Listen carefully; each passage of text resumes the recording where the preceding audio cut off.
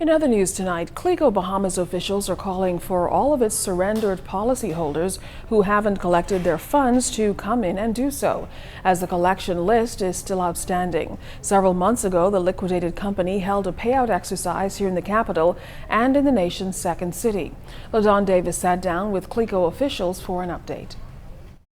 With some 4,800 surrendered policyholders, Clico Bahamas Managing Director Von Calmer says there are still hundreds of them who have not yet to collect their checks.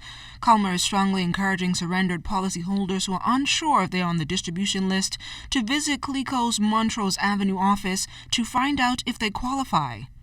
We still have about 500 to 600 persons who haven't collected checks as yet. And that's probably because they just don't know. There may be some who either moved away or don't read the newspapers, they're just not aware. Well, we put an ad in the papers some weeks ago inviting those persons to come in and collect their checks. We probably had about a 5 to 10% response.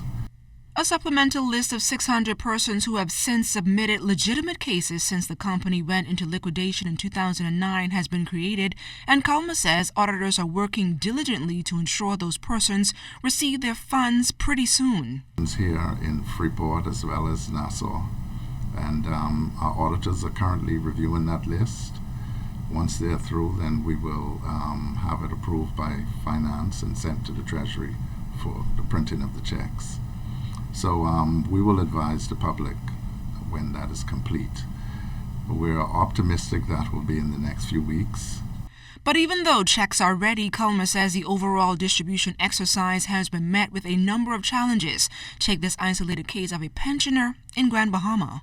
They're pretty anxious, and we understand the anxiety. They've been waiting since 2009, so we understand. When you don't hear information, you tend to get even more anxious.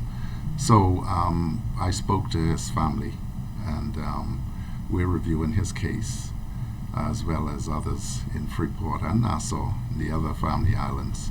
While giving an update on Clico's transitioning period, Calmer says there are still some 6,000 active Clico policyholders. Unfortunately, I'm not privy to much information in that regard. I just know the basic model that it's going to transition out of liquidation shortly, be given a new name, and then it'll be sold